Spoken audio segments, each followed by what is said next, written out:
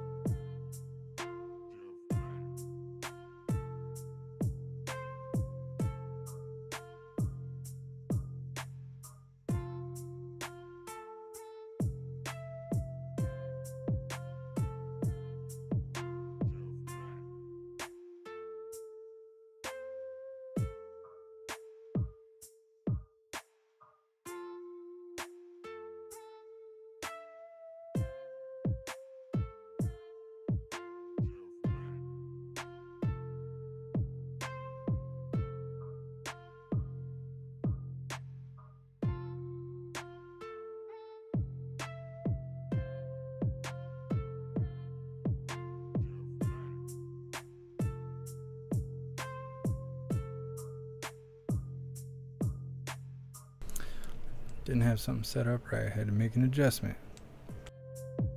All right. What's up, Colleen? What's up, Tia?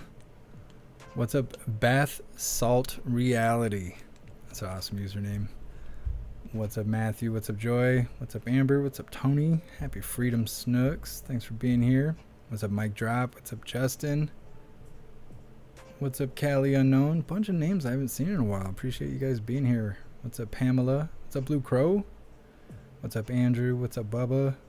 What's up, Lenny? What's up, Amber? They're flagging everything now. We have to pass like all the comments through, otherwise the chat would be bare. Thank you so much, Seven, for continuing the membership program for 7 months. You're officially a hooligan.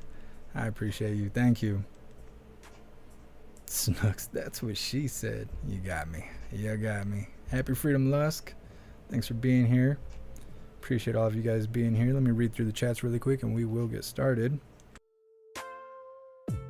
Oh, we got to rack those likes up though. There's like 20 something people here that haven't hit the like button. Come on, man. Come on, man.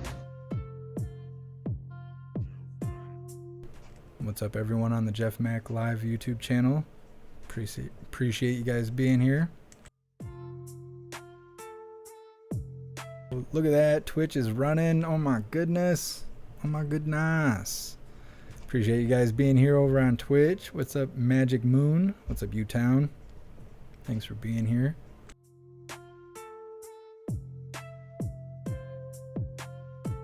What's up, everyone on Odyssey? Appreciate you guys being here. I don't know who all's seen my post. Thanks to the great Edward. He's putting together like a highlight reel of past footage and all kinds of really neat creative illustrations. It's coming out as Jeff Mac Rewind. It's going to be a series where we're going to release episodes in the style of a highlight reel. But it's neat. It's really neat. So we posted the first episode on Odyssey. I think it's going to be an Odyssey exclusive. If you guys want to check it out, the link is posted all over the place. If you join Gilded, it's like the last announcement that I posted. So definitely should check it out. It's real entertaining. It's real entertaining. What's up? Loam Home. Appreciate you being here. What's up, everyone on Rumble? Oh, there we go. What's up, Jeb? Make sure you guys hit that plus button, get that live boosted over there.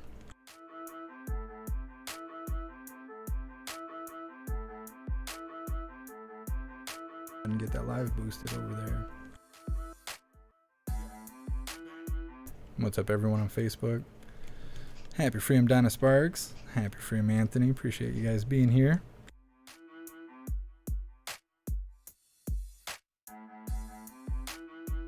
All right, hooligans, drop some ones in the chat if you are ready to see the very first press briefing of the year.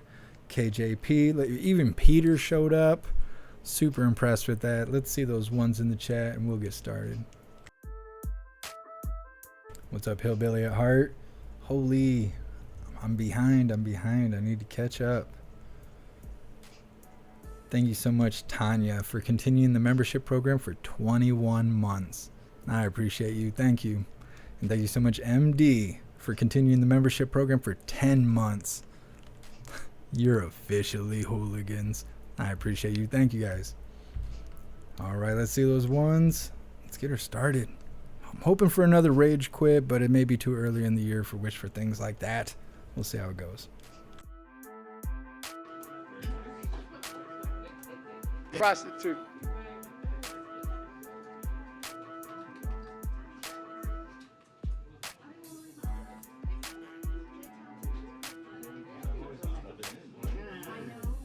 The president. Okay, I was gonna say it's not gonna be long. That's what she said. There's like an apple box here. I'm not sure why.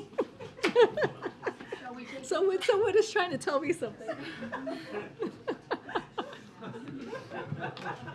With that, Happy New Year, everybody. Welcome back. And welcome to our first briefing of 2023. I hope everyone had a peaceful and just a restful holiday season. Okay, with that, I have one quick thing at the top, and then we'll get going. As we announced this past weekend, the president will travel to Covington, Kentucky tomorrow, where he will deliver remarks on how his economic plan is rebuilding our infrastructure, creating good-paying jobs that don't require a 4-year degree, and revitalizing communities that are too often left behind. The president will be joined in Kentucky by Senate Minority Leader Mitch McConnell, Senator Sherrod Brown, Kentucky Governor Andy Beshear, and Ohio Governor Mike DeWine. Their visit will highlight the president's historic record of achieving bipartisan results for the American people. We'll have additional information to share about the president's trip later today, so stay tuned. But leaders across the administration will spend Wednesday highlighting the impact of the president's economic agenda and work to rebuild our nation's infrastructure. Vice President Harris will visit Chicago. Secretary of Transportation Pete Buttigieg will visit New London, Connecticut. And White House Infrastructure Coordinator Mitch Landrieu will visit San Francisco. With that, okay. Z, kick us off. Thanks, great. Happy New Year. Happy New Year. What are you? She looks weird. I don't know what it is. Happy right now, and does he have a preferred candidate in that race? That's one way to put it. Look, as you know, the president served as a U.S. Senator for 34 years, and he understands how this process works. He certainly will not insert himself in that process. Look, we are looking forward to working with congressional colleagues, including Democrats, Republicans, and Independents this year, and the new Congress, obviously, to continue to move the country forward for the American people, continue to build on an economy that is working, that because of the president's policy, if you think about the bipartisan infrastructure legislation that I just spoke about and how that's bringing, that brought both sides together and really going to deliver on an important item of the bridge for Kentuckians, but also in the region. So that's going to be our focus. We're certainly not going to insert ourselves in what's happening on the other side of Pennsylvania. Why does she keep saying that? Inserting ourselves. Hold up now. Does the White House have any response to the Israeli National Security Minister's visit to the Temple Mount? Does it believe that was constructive? Yes, so this is the mosque that you're talking about by the National Security Advisor there. Look, so the United States stands firmly And we've been very clear for preservation of the status quo with respect to the holy sites in Jerusalem. Any unilateral action that jeopardizes the status quo is unacceptable, and we will continue to be steadfast on that and be very clear on that. And then separately, does the White House have to respond? There's some pretty sharp rhetoric coming out of Beijing today in response to the testing measures that the U.S. and other countries have put in place on Chinese travelers over the last week or so. Has the White House seen that, and is any response to that? Yeah, so we've seen that. Look, I will not speak for China, but I'll say this: there's no cause for retaliation here. Just because countries around the world are taking prudent health measures to protect their citizens, that's what you're seeing from us and others. This decision is based on public health and science. This is coming from our experts here, and other countries like Japan, like South Korea, the UK, France, India, Italy, Malaysia. Everyone's saying she either got laid or they're talking about her headlights. The World Health Organization is calling on China to release more data, which is... You hooligans. Thank you so much, MD, for the $10 donation over on YouTube. I appreciate you. Thank you so much. all of us, other countries are doing to make sure that we are protecting our citizens here. Before you... Andrew, I'm not blind. You would be if you stood too close and poke an eye out. To your loss, and we were all very sad to hear about the passing of the executive producer of This Week of DAG, and I got to meet him a couple of times. He was an incredibly kind and wonderful individual, very smart and clearly passionate about his work, and served as such a mentor. And so we, our hearts and prayers go out to the ABC News family, to his wife and his very young children, and again, our condolences. Thank you very much for that. Thank you. You mentioned that the president looks forward to working with Republicans, presumably once they get their leadership sorted out. Now that we do have a new Congress in place, so what is the first order of business where the president does look to try and work with Republicans? So I'm not going to get into specifics on what the policies or pieces of legislation is going to look like. We're going to wait for the new Congress to kind of settle in and get themselves situated. I don't think that's what they did, though. I think they went 3 rounds and didn't choose a Speaker of the House. It's supposed to resume tomorrow at noon or something like that.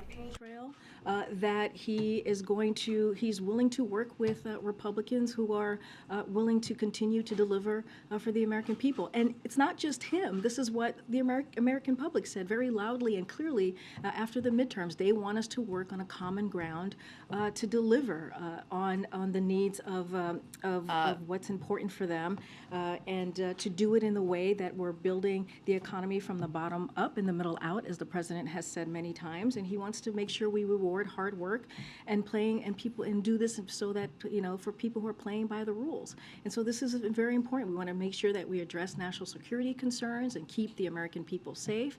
And so... Flowers in her hair. She might be pregnant. I think she prefers tacos. On your network. I don't know. I'm not a gynecologist. All the time. He's an optimistic person. He is very optimistic on what lies ahead and how we're going to move our country forward. Does the president see this leadership fight and have any takeaways from it in terms of whether it may make it more difficult to work with Republicans and getting any of these things done? I will say this. As you all know, we're going to go to Kentucky, as I just mentioned. We announced it a couple of days ago, clearly, that he's going to go there. It's going to be done in a bipartisan fashion. The bipartisan infrastructure legislation, the biggest infrastructure investment since 1950s. You think about the most significant gun reform in almost 30 years. You think about major China competitiveness legislation that's already bringing more manufacturing jobs back to America, and key help for veterans who were exposed to toxic chemicals in the line of duty. Those are things that the president has been able, those are the historic pieces of legislation that the president has been able to do in a bipartisan fashion. And let's not forget, there are 200 pieces of legislation that was done in a bipartisan way in the first 2 years of his administration. So again, he's optimistic. We're going to see that bipartisanship tomorrow in Kentucky when we're out in the region, and I think that's incredibly important. One more thing, just to clear something up here. On Title 42, so the court says the administration still has the power to discontinue the policy on its own if it so chooses. I know you've said you're complying with the court, deferring to them, but is it your understanding that the administration has this authority or not? So the way I know we haven't really responded to this because we haven't had a briefing. So look, I'll say this just to kind of give a reaction here on the Supreme Court. So look, the Supreme Court's order keeps the current Title 42 policy in place while the court reviews the matter in 2023. We will, of course, the way that we see it, comply with the order and prepare for court's review. But at the same time, we're advancing our preparations, as I've mentioned, to manage the border in a secure, orderly, and humane way when Title 42 eventually lifts. And we'll continue expanding legal pathways for immigration. Title 42, as you all know, you've heard us say this many times before, it's a public health measure, not an immigration enforcement measure, and it should not be extended indefinitely. That is our view. That is what you've heard us say as this process has moved forward. To truly fix our broken immigration system, though, we need Congress to act. We saw the president on his first day in office put forth a comprehensive immigration policy legislation, and that he did that to show how important this was, how much of a priority this was for him. The Supreme Court's order gives Republicans in Congress plenty of time, we believe, to move past political finger pointing and Blink, blink, blink, blink. colleagues to fix and to work to fix this problem and come forth with a comprehensive way to move forward. But do you agree with the court that you have that authority? So Yes, sir. the way that I can speak to it from here, I'm not going to get into specifics. The way that we see it is we're going to comply with what the Supreme Court justice ruled in its current form with Title 42. I'm trying to understand, is there a difference of legal opinion here? Look, I'm just not going to dive into the legal opinion here or legal, kind of the legal back and forth on this or any of the nuance. What I can say is we're going to comply with what the Supreme Court announced and they ordered just last week. We're not going to get into the Okay, but you legal can't opinion. say whether or not you think you have that authority or not. I'm just not going to speak about it from here. That's a DOJ is doing the legal components of this. They don't want to talk about authority. They've been doing all kinds of stuff that they don't have the authority to do. Let's not talk about that stuff. Thank you, Karine. Just first, quickly on McCarthy again. I'm just curious if the president made this case on the campaign trail last year about how basically a vote for House Republicans would mean handing over leadership to MAGA extremism, in his words. Do you feel like this is an illustration of that in some way, and do you think it will make it harder for you to get deals done? I mean, the way that we see it is that, look, if you think about the midterms and if you think what was being written about leading into the midterms just a couple months ago, which was there was going to be a red wave, right? That's what we kept on hearing. And that didn't happen. Right? What we saw was the American people said very loudly and clearly they wanted us to come together and work towards a common ground, right? Whether it's to deal with the economy, continue to build on the president's economic policy, whether it's our national security, whether it's protecting women's National security? is what we heard from the American people, or protecting our democracy. You can clap for And that. so the way we saw it, and Prostitute. it was historical, right? If you think about a Democratic president and what we saw from those midterm elections, we hadn't seen anything like that in 60 years from a Democratic president, the success from the midterms. And it happened and it occurred because of this president's leadership, because of his messaging, because of what we led with, right? Because of all the policies that I just mentioned, including the bipartisan infrastructure legislation, right? Including the American Rescue Plan, which was the first piece of legislation that this president signed to get our economy back on its feet. And so we see this very differently. Is that what's happening? The economy's getting back on its feet? To work together I don't know. in a bipartisan way to continue to build on what the president has. Can't wait to see the fruits of that labor. Kevin McCarthy to the January 6th commemoration that you're holding here on Friday. I'll have more to say on what we're going to be doing on January 6th. Just don't have anything to share at this time. Okay, and then just one other topic. Do you have any reaction to the missile strike that killed several dozen Russian military personnel, and understand it was U.S. arms that were used in that missile strike? Any any comment or concern about So that? I don't have an assessment for you on this. I would not want to speak for Ukraine about their own military operations. Again, I just don't have an assessment to share at this time. And has the president discussed it with Zelensky at all? I don't have anything to read out for you at this time. Go ahead. The event tomorrow is an interesting contrast with what we're seeing on the House floor today. Was that intentional? Were you thinking through, President, Senate Minority Leader, a bipartisan law the day after what I think everybody expected was going to be a rather chaotic day on the House floor? Phil, it really speaks to what I just kind of laid out for Trevor as we talk about the results of the midterm election and what the American people said very loudly and clearly. They want us to work together. They want us to work towards a common purpose that will deliver for them. But I'll say this: over the holidays, our team was consistently engaged with bipartisan congressional leadership, governors, and local electeds across the country to pull this trip together, from California to Kentucky and Ohio to Illinois and also to Connecticut. And so this is important. And let's not forget, this is a bipartisan piece of legislation, this infrastructure legislation that was done many, many months ago. And so It's interesting they were talking about J6 because I'm pretty sure the Supreme Court is supposed to start talking about Brunson versus Adams on the 6th. And she's like, I'm not sure what we're doing on the 6th.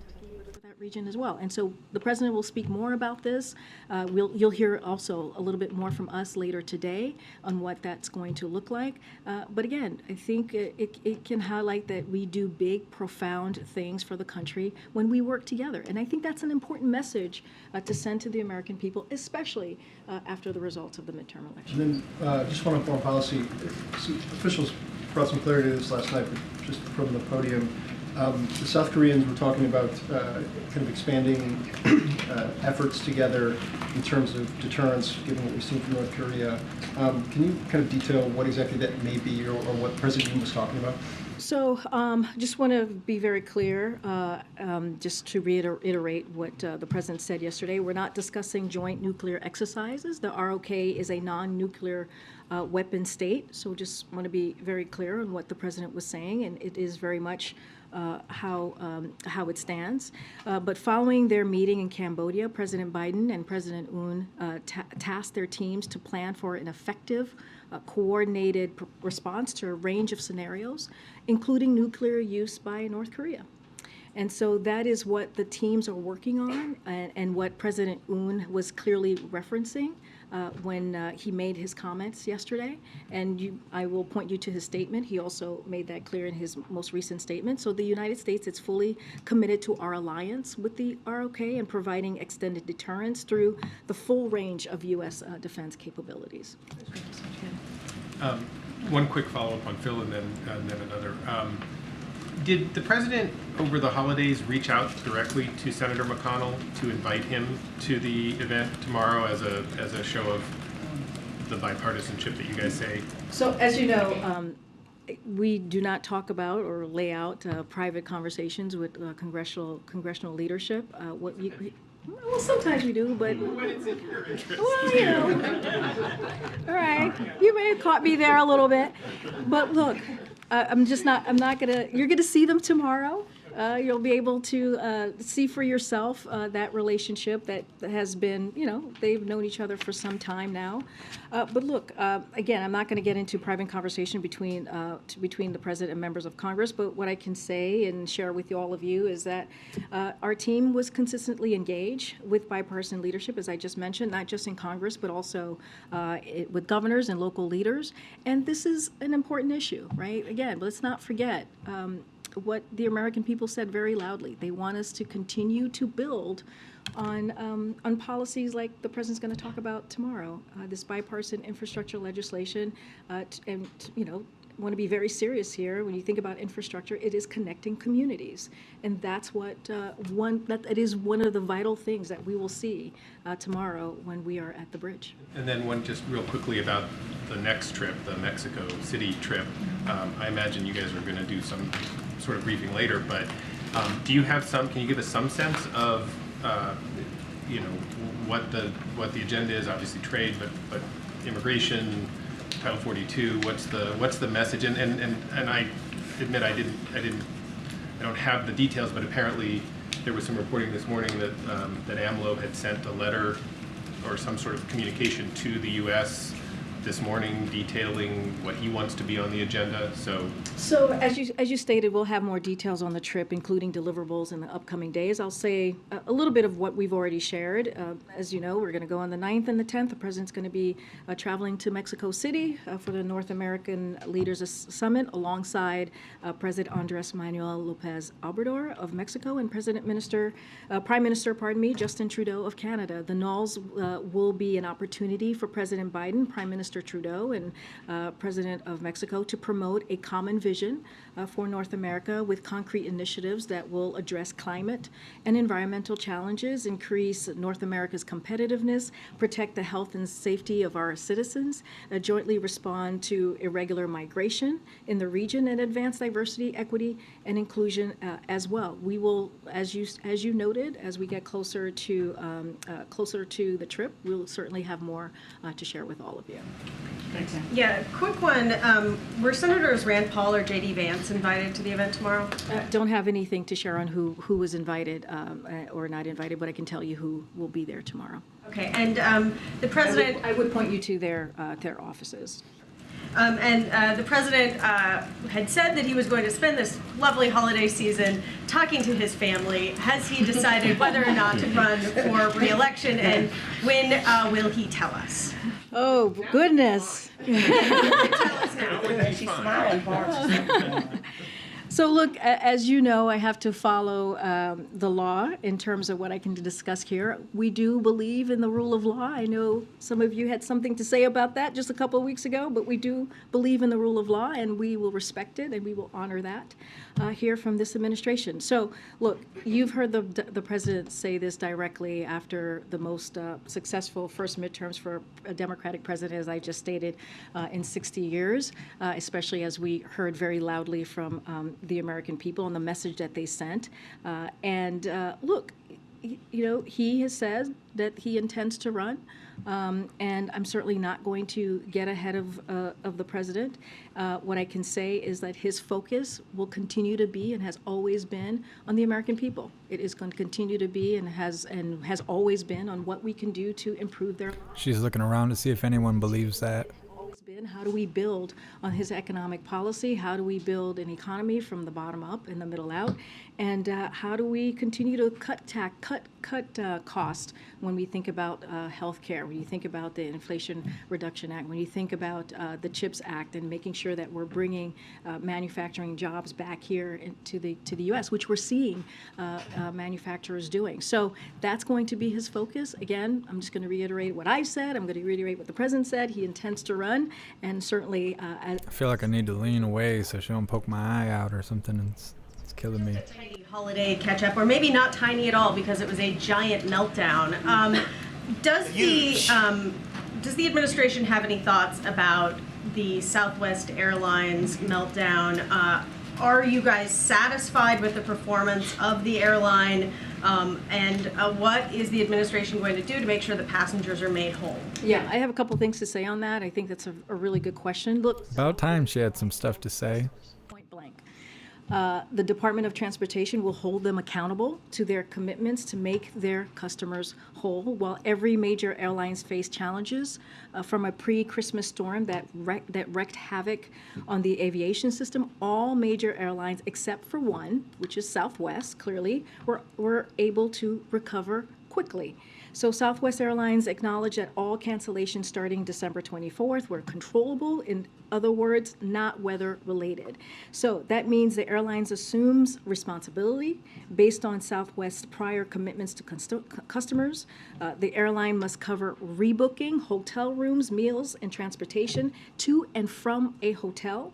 What's more, Southwest must make their customers whole by paying for coach flights, rental cars, and trains to get people to their final destinations. And Southwest must return baggage as quickly as possible and reimburse passengers up to $3,800 in provable damage under Southwest care. The Transportation Department is watching. They're monitoring this very, very closely to ensure that this all happens, and we'll seek fines from Southwest if it doesn't cover a cost. Thank you, Kareem. Happy New Year. Happy New Year. To follow up on Tam's question, after You pronounce Happy Freedom incorrectly.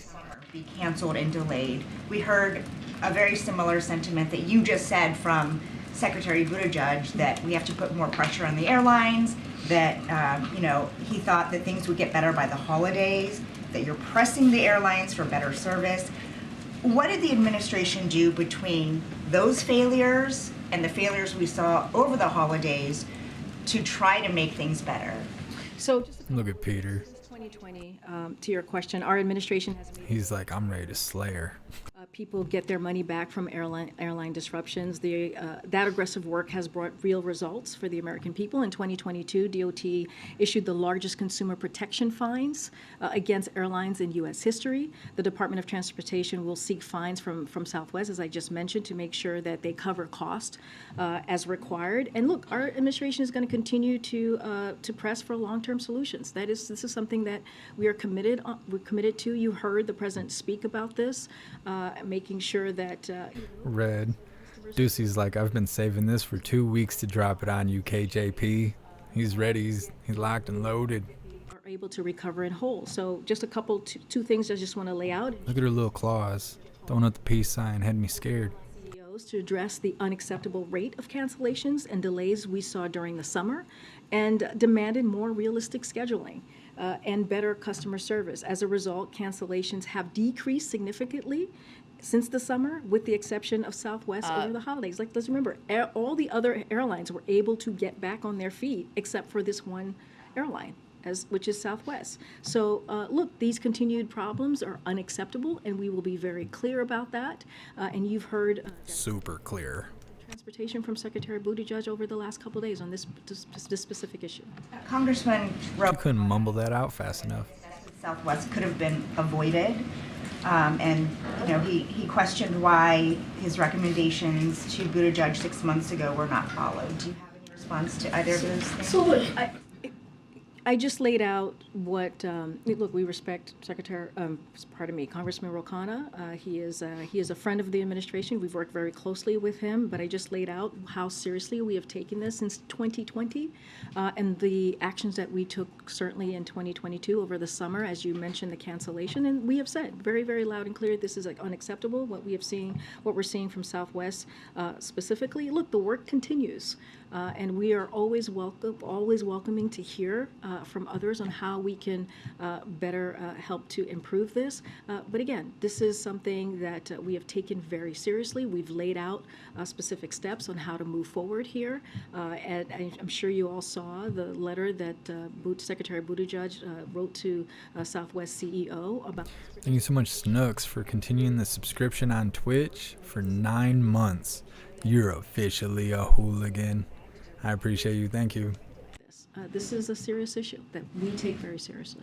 Just a couple on House leadership. I know you said the president wasn't going to insert himself into the leadership vote, but to follow up on Zeke's question, has he been observing the vote today at all?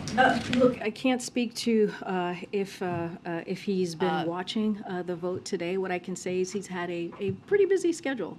He did the PDB this morning, as you all know. He's had internal meetings with his staff all day.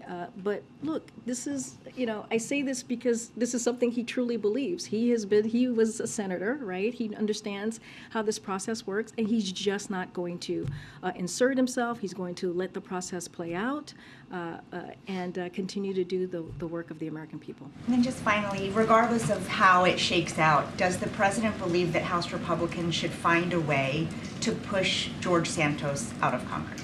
Look, this is something that the House Republicans, the Republican conference, they will have to decide what they owe to the American people in terms of standards and service. That is something that they have to decide on. And so we leave it to the Republican conference. Thank you.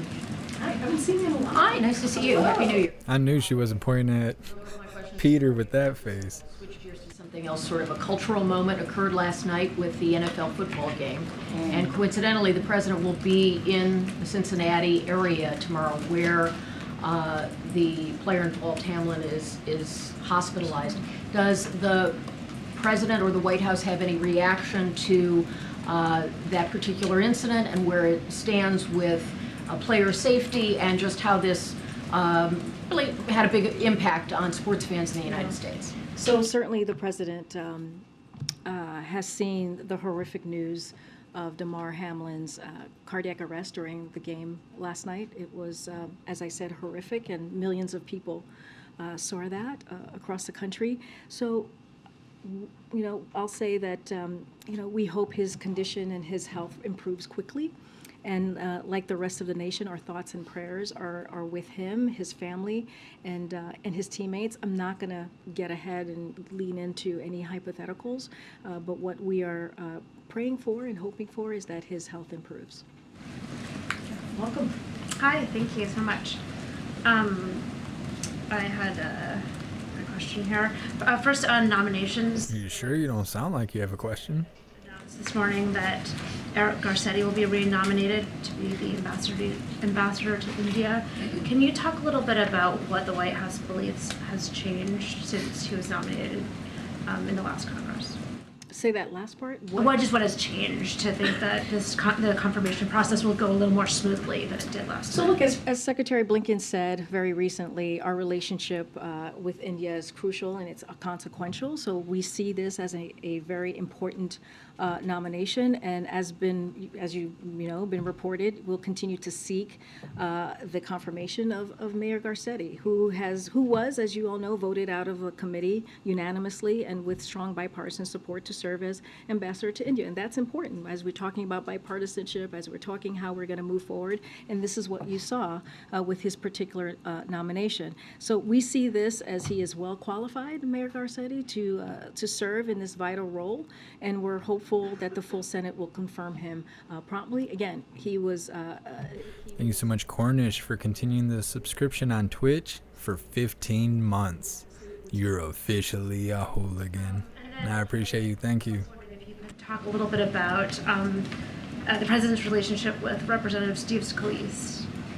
Oh, I want to be careful here. As I said, we're not going to insert ourselves. I feel like this is where this is going. I just want to be careful in what's happening right now. Look, the president, as you know, was vice president. He was a senator for 34 years. He has many relations. Why do you keep bringing that up? It's not a good thing. Getting into details here about any one specific relationship. We are going to allow the Republican conference. Magic Moon, insert yourself. That's the phrase of the day. Certainly, I'm just not going to say more. Just one final question.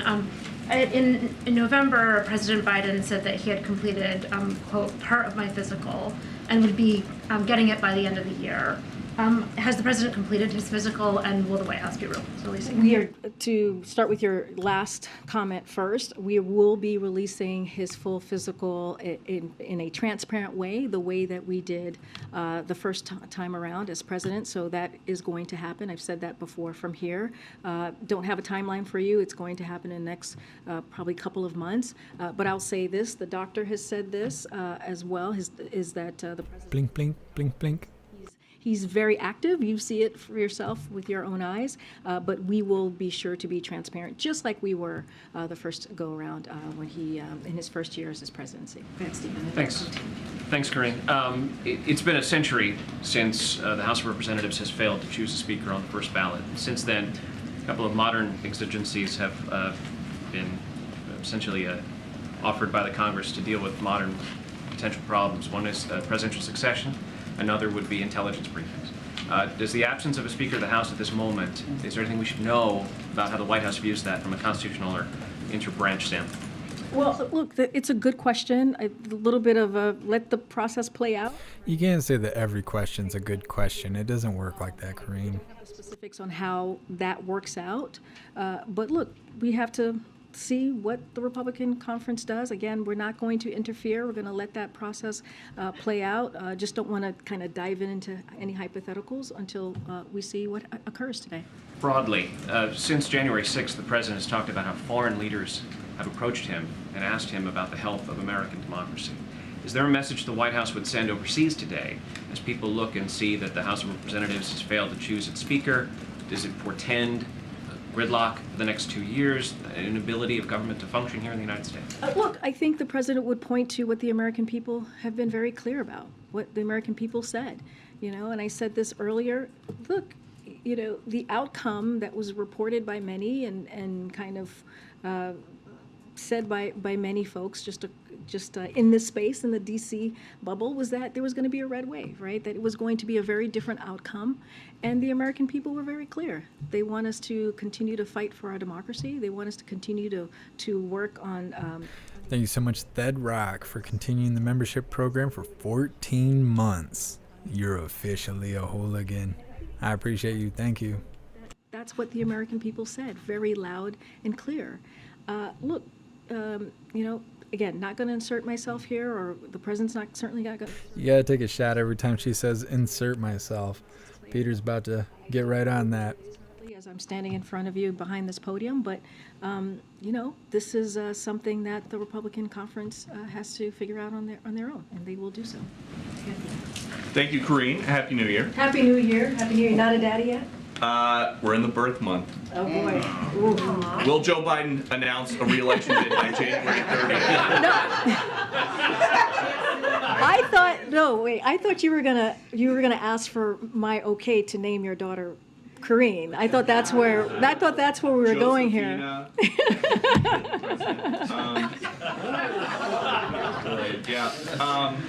I don't know. Corrine sounds. I think Corine sounds. He's looking around. He's like, "Can we swear in here, or we can't swear in here?" He's trying to figure it out. I'll follow up to some of the immigration news from over the break. Does anybody around here think that the southern border is secure? What I can tell you is this is a president has been working since day one to work on border security, to make an immigration a priority. That's why he put forth a comprehensive immigration reform plan, legislation. And here's the thing. As the president is coming forward and trying to come up with solutions, the difference here is that you have Republicans, as you know, who are doing political stunts.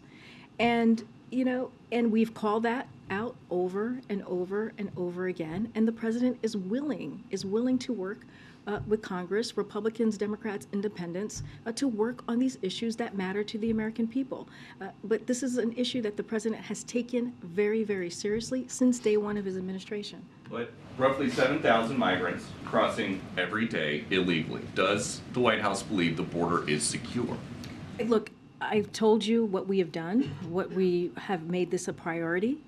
To make sure, are they working? To make sure that there's border security measures. Look. Like what? We've seen it live. Like what?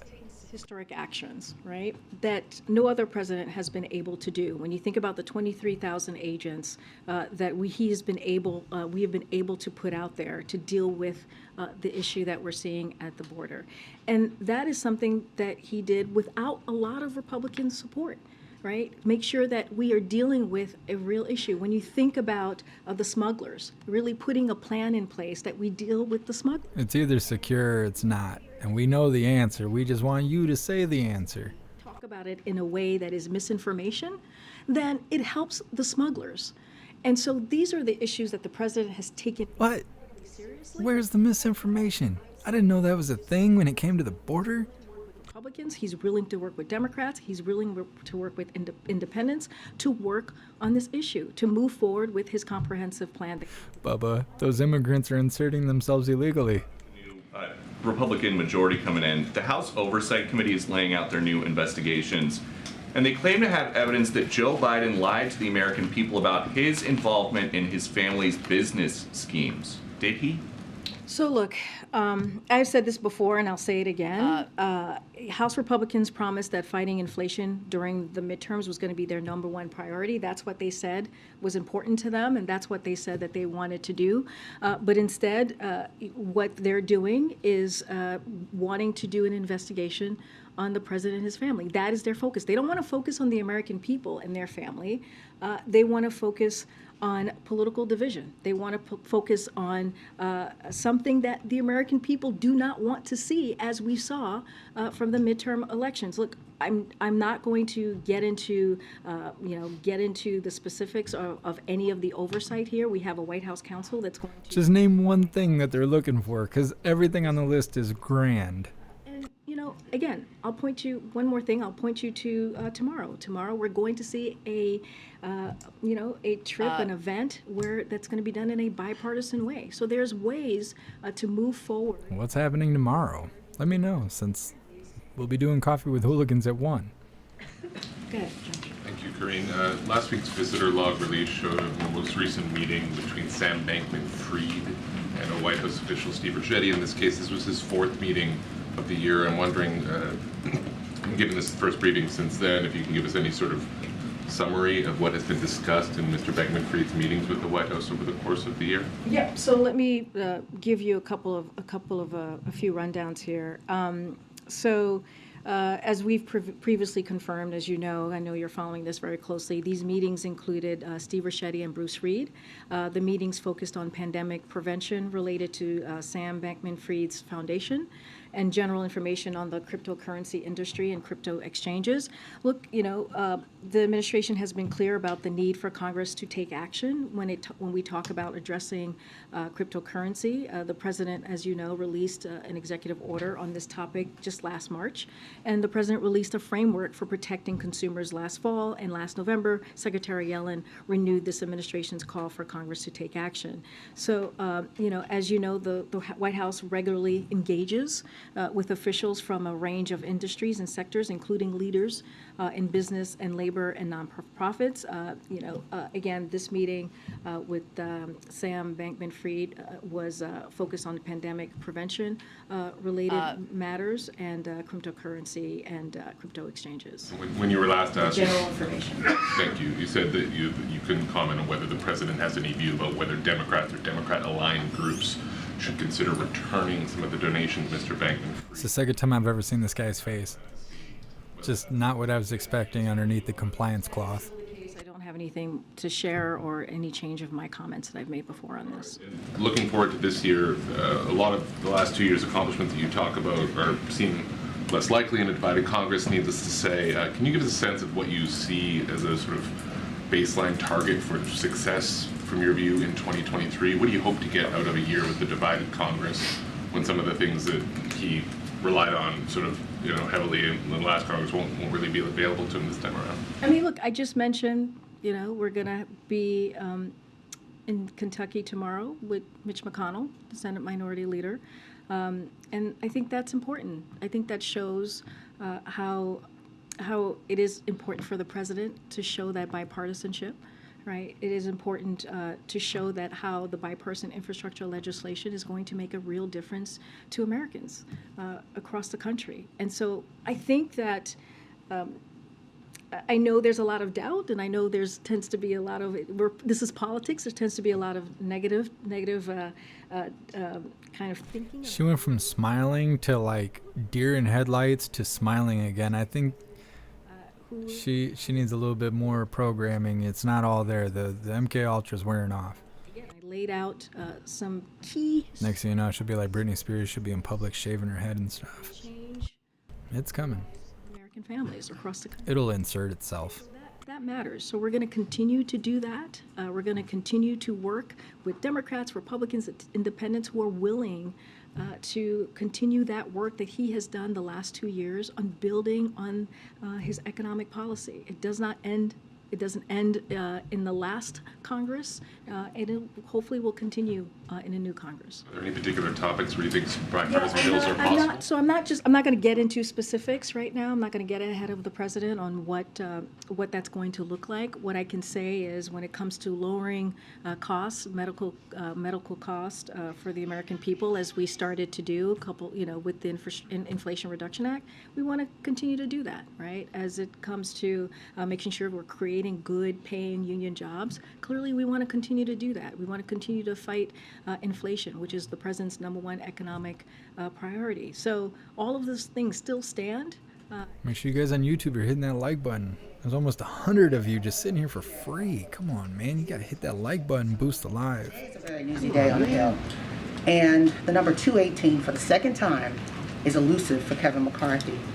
What do you say to the American public as we're still figuring out what's happening on Capitol Hill? And this is not just about a vote. It could be a constitutional issue.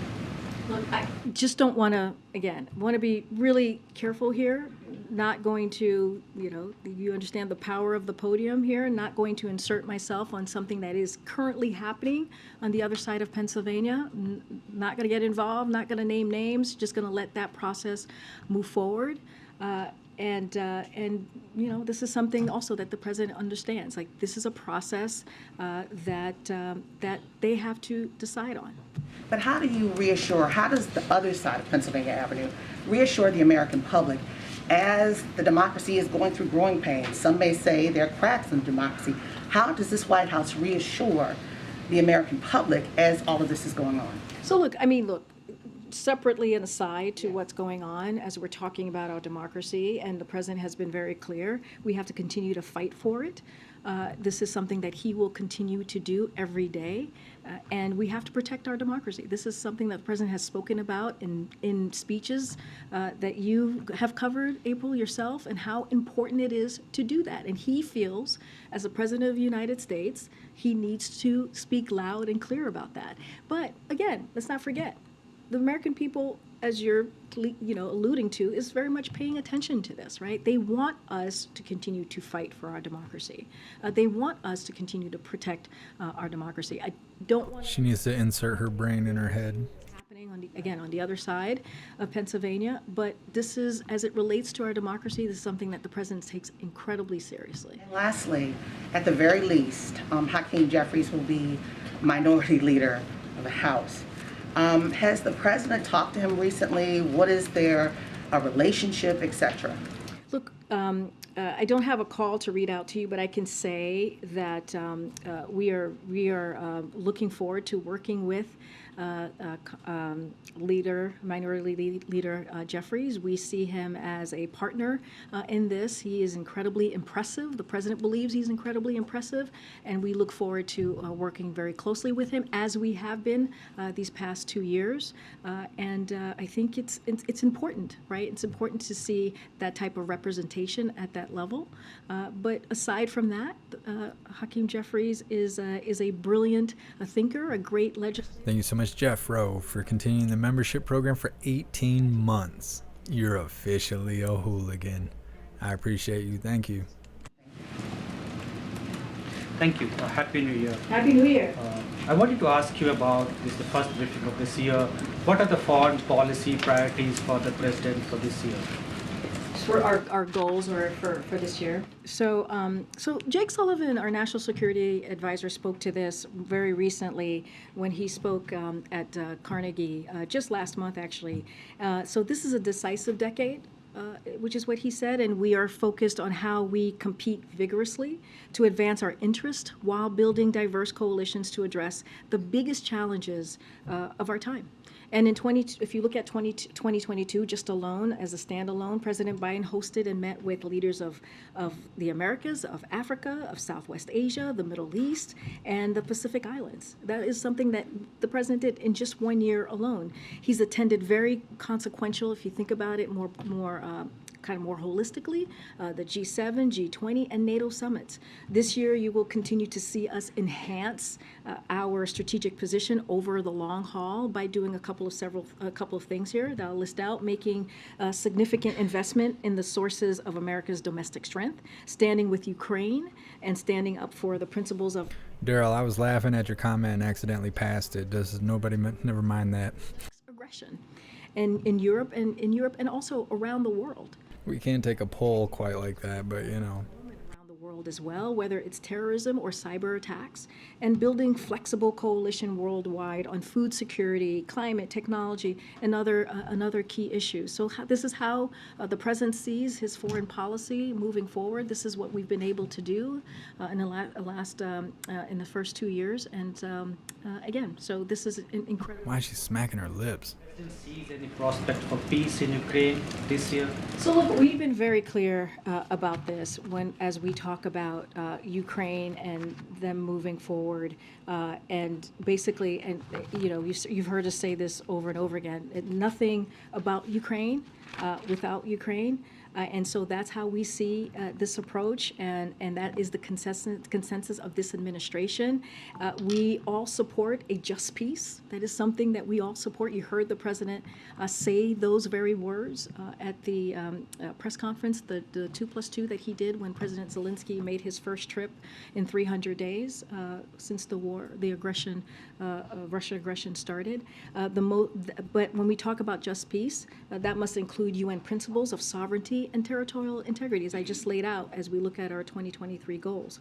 It is hard to take seriously the idea that Russia is prepared for good faith diplomacy when they are doubling down. And you guys are reporting in this. They are doubling down on annexing Ukrainian territory and insisting they get to keep it. And that's what they're doing. Why did she say it like that? That's not a basis for Is that... So our job is to keep supporting. That was her emphasizing it. She really means it when she says it like that. To negotiate at the table when that does occur. And finally, on Sunday, a large number of Afghan American women held a protest in front of the White House against the recent restrictions the Taliban has imposed on girls' education. What is the president's message to these Afghan American women? So we stand with Afghan women and condemn the Taliban's indefensible decision to restrict women's education and their rights. And so as we have made clear, these actions by the Taliban will further alienate them from the international community and deny them the legitimacy that they so desire. And so we remain in touch with our partners and allies on this issue, and we'll continue to take steps to advance our shared efforts to support Afghan women and girls and provide a robust humanitarian support to the people in Afghanistan, and we will be steadfast about that. Thank you. Thank you. Happy New Year. Happy New Year. Is the White House concerned at all about the Israel and Russia seem to be the new Israeli government and the Putin government closing ranks, it seems, quite openly? And just a very quick other question, do you have anything on the possible Kishida bilat here at the White House? Thank you. So on your first question, so look, I'm not going to speak for Israel here, but the U.S. position remains clear. And it's basically a little bit of what I laid out just moments ago. Russia's war in Ukraine is a violation of international law and serves as a threat to global peace and security. The United States will support Ukraine as long as it takes in the face of this unprovoked war of aggression. And our support will continue for as long as it's needed. Extremely close ally, Israel. You don't want to speak for the Israelis, obviously, but there's an extraordinarily close alliance. So does the U.S. not have anything more to say on? I mean, we have said this about many other countries, right, who have been, where we have been asked about their relationship with Russia. Look, we're just not going to speak for them. We're going to lay out what's at stake and what's important in this moment. Thanks. Kishida. We'll have more to say about that soon. Don't have anything right now to share. Karina. Thanks, Karina. Yeah, happy New Year. So the president took credit when gas prices were coming down. Now the barrels leaving the Strategic Petroleum Reserve, well, that's ending. The president's not changed anything with energy policy. Is the president's policies then taking credit for the gas prices rising over the past 7 days? So look, I want to make note here because this is important. We've made significant progress in lowering the prices, gas prices specifically. Prices are down nearly $2 per gallon and are lower today than they were 1 year ago today, this very day. So we've seen a slight increase, yes, over the past week due to cold weather that shut down some refineries, but those refineries are coming back online as some of you have reported, and President will continue to do everything he can to keep lowering costs for American families. That is a priority that you hear from him anytime he talks about the economy and how he wants to continue to lower costs for Americans. Once these refineries come back online, you expect the gas prices to come back down. And the price of gas when the president came into office was $2.39 a gallon. I know, but I'm talking about 1 year ago, and that was 1 year ago was not when he came into office, right? So, and we have been able to lower the price by nearly $2 per gallon. And let's not forget, one of the reasons 1 year ago we were dealing with this almost 1 year ago was Putin's war, and which caused gas prices to increase. And The hooligans are cracking me up in the chat. last year, February 24th to be exact. And so that's what I'm talking about. We've been able to do that work to bring costs down by nearly $2 a gallon. Look, we expect once those refineries are getting back online that prices will continue to decrease. Thanks, Corinne. Back on the president's trip to Mexico in the next few days, what is his message, or will his message be when he's there to would-be migrants who may be confused about what the United States' immigration policies are right now, given the back and forth over Title 42? And is there any specific action that he wants President Lopez Obrador to take to help lower the number of illegal border crossings? So, look, I'm not going to get ahead of what's going to be discussed or what's going to be on the agenda. We'll certainly have more to share in upcoming days as we get closer to the trip on January 9th. Look, irregular migration is certainly one of the key issues facing our hemisphere, and it will certainly be one of the important topics of discussion at the NALS, right? That is something that certainly will be discussed. The president is looking forward to meeting with Mexico and Canada to continue coordinating a regional response, which you have seen over the past several months to irregular migration in the region, including through the continued implementation of the principles outlined in the Los Angeles Declaration on Migration and Protection. So we have been working with the two countries for this past year or so on dealing with irregular migration. That is going to continue. Certainly not going to get ahead of that. There's a weird noise happening.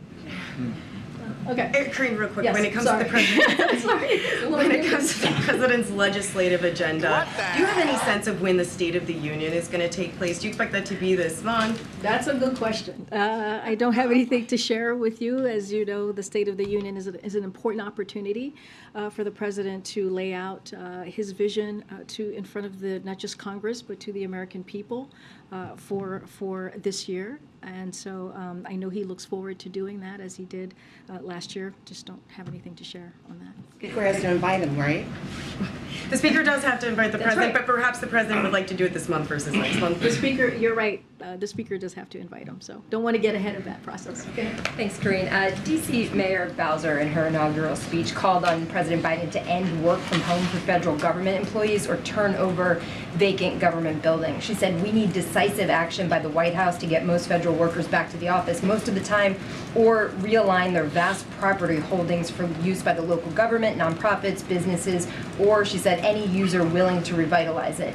Does the White House have a response to Mayor Bowser, and has anybody spoken to her about this proposal that she wants? So this was yesterday. So I haven't checked with the team to see if anybody has talked to her about this or connected about this. But increasing the supply of affordable housing is a priority of this administration. As you know, we've talked about it many times over this past 2 years. That's why the president put forth the Housing Supply Action Plan, and that was to ease the burden of housing cost over time by using a mix of administrative and legislative actions to boost the supply of quality housing in every community. I don't have any announcement to make from here or to any response really to Mayor Bowser, but clearly this has been a priority for this president, which is why he put forth this action plan. Specifically on the issue of federal workers, in his Christmas speech on December 23rd, the president said, "Things are getting better. COVID no longer controls our lives. Our kids are back in school. People are back to work." What does he see as the future of federal work in D.C. for the federal workforce in terms of employees working at home versus working in the office, given the large numbers of employees and the large numbers of buildings that they work in this city and what that means for the downtown area here. No, very good question. Don't have an announcement to make at this point. Look, we listen to the experts, right? We certainly follow the science and listen to the experts. Just don't have anything to announce today on any changes to that particular as it relates to federal buildings and federal workers.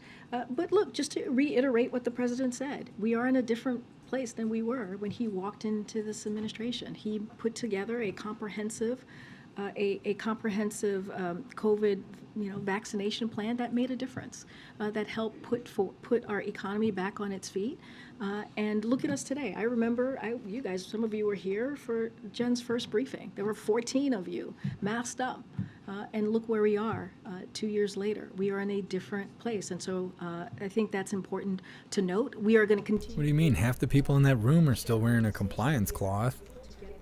Come on, man. It is important. Can't fool us.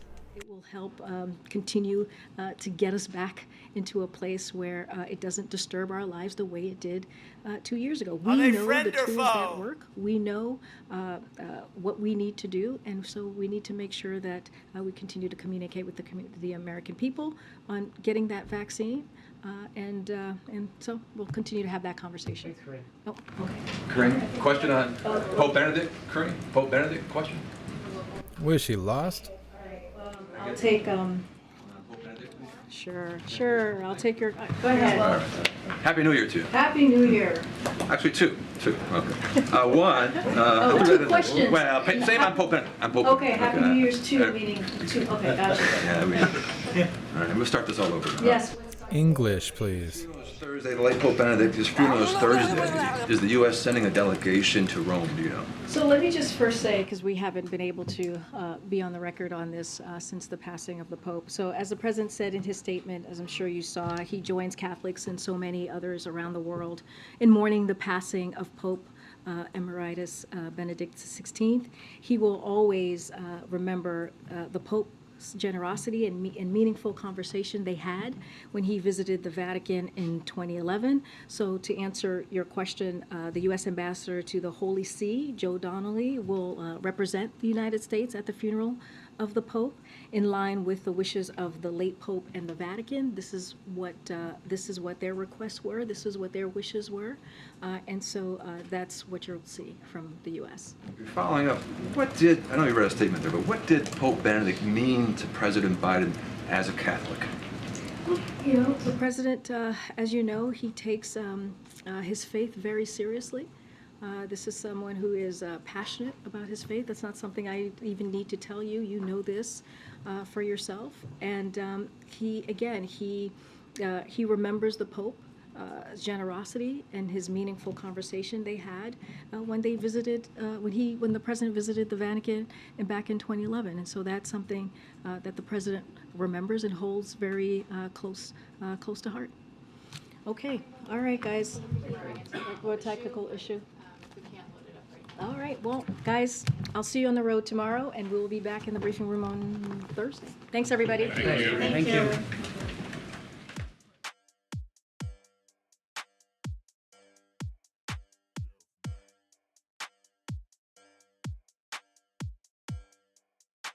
I don't know what that was about. Well, hooligans, that was our first press briefing of the year, 2023. It was what it was. I thought maybe we would see KJP quit, get all mad. I didn't know she was going to try and poke my eye out the whole press briefing. I didn't know that was going to happen. And everybody saw it. I appreciate everybody who had concern for me. I was trying to dodge those headlights. I didn't want to get my eyeball poked out. I got to go to work tomorrow. We got coffee with hooligans at 1. I can't afford eye injuries and stuff like that, especially with Biden inflation going on. I can barely afford a peanut butter and jelly sandwich. Anyways, please join me for the Pledge of Allegiance as we make our way over here. While I am clicking this and clicking that and getting things set up, please find the Linktree link. Let me read through my little thing right here.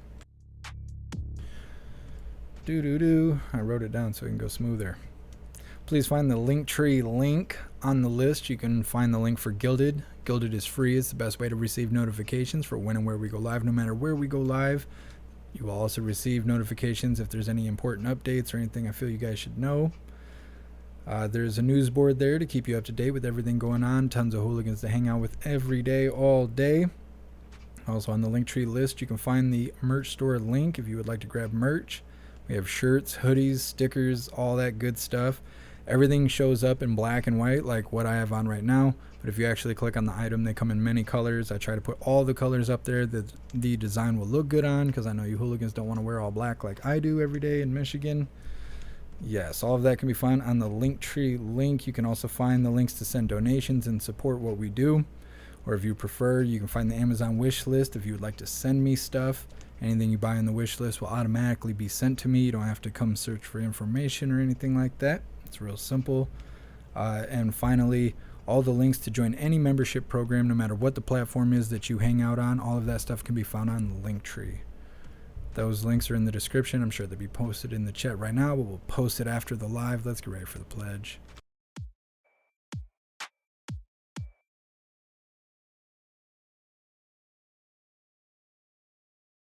All right, hooligans, please join me for the Pledge of Allegiance. I pledge allegiance to the flag of the United States of America and to the republic for which it stands, one nation, under God, indivisible, with liberty and justice for all.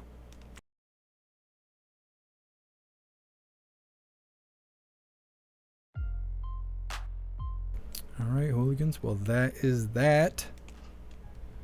Daryl, I don't think so. I can't read that out loud, but no, I don't think so. That's my vote on the poll there. That's what she said. That's that for tonight. Unless something crazy happens and, riots break out, then, I will break away from my personal life to cover that. But I don't think that's going to happen today. So, look forward to Coffee with Hooligans tomorrow at 1 p.m.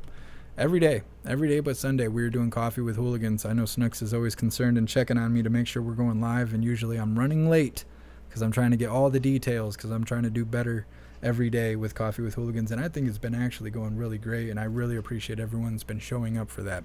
So for those of you that maybe work during the day and stuff and you have no idea what I'm talking about, you should definitely go check out on the channel on any platform. We cover Coffee with Hooligans. So look forward to seeing all of you guys for that. And I appreciate all of you being here for the first KJP meeting of 2023. It did not disappoint. Thankfully, Peter showed up and kept it entertaining. And I appreciate you guys for sticking it out with all of that, because I couldn't cover it live today. I had something going on. So thanks for joining the watch party. Big shout out to everyone that made donations, joined the membership program, or purchased any merch. I appreciate all of you, and I would not be able to do this without you. So thank you guys so much for all your support, and I'll see you on the next live. Until then, stand tall, shine bright, and that's a wrap.